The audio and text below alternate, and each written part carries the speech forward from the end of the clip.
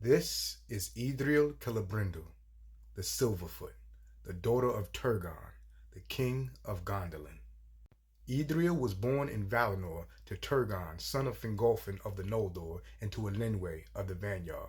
She is amongst the group of elves who followed her grandfather Fingolfin across the grinding ice of the Helcaraxa into Beleriand after the stealing of the Silmarils and the burning of the ships at Lasgard. During that perilous voyage across the Helcaraxa, unfortunately, her mother Elenwe was lost as she fell into the treacherous sea. In the very beginning of the First Age, Idril resided in Vinyamar, which is located in Nevrast, where her father ruled over many of the Noldor, and also many of the Sindar, until he was bidden by Ulmo, the Valar of Waters, to search for a place of hidden strength. He would eventually find Tumladen within the encircling mountains and establish there the hidden city of Gondolin. Being modeled after the elven city of Tirion in Valinor, Gondolin was beautiful and powerful, and it was the longest lasting kingdom of the Noldor in the First Age. It had many wonders, but of all the wonders of Gondolin, none were greater than the beauty of Idril Celebrindo. Now check this. Idril's father Turgon had a sister named Arethel, who left Gondolin, became lost, and was thought to be dead, only to return to Gondolin years later with a son named Maeglin.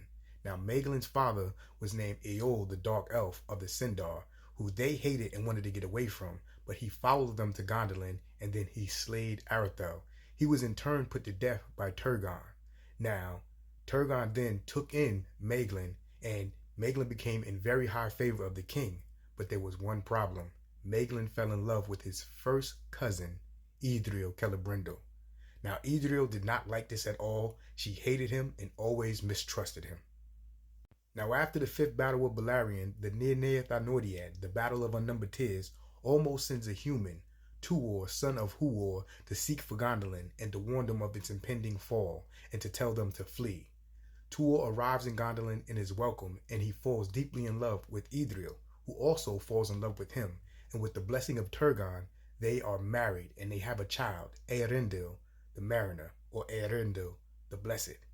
Maeglin hates this. Now, while out mining somewhere where he isn't supposed to be, Maeglin gets captured by the forces of Morgoth, and they torture him for the location of Gondolin, and he finally gives up the location of Gondolin after he's promised Idril Celebrindo. Now, Turgon, the king of Gondolin, doesn't know this, but he also doesn't evacuate Gondolin like Tuor told him to, because he thinks Gondolin is so strong. Now, his daughter Idril, on the other hand, has foresight, and she has a bad feeling, so she secretly prepares a secret way of escape, until finally the day comes years later after Morgoth builds up all his forces. He attacks Gondolin, and in the fall of Gondolin, Idril, Eärendil, Tuor, and many others escape using her way of escape, and they retreat to the havens of Sirion. Now, while at the havens of Sirion, they also take in Elwing of Doriath, the daughter of Dior and the granddaughter of Beren and Luthien.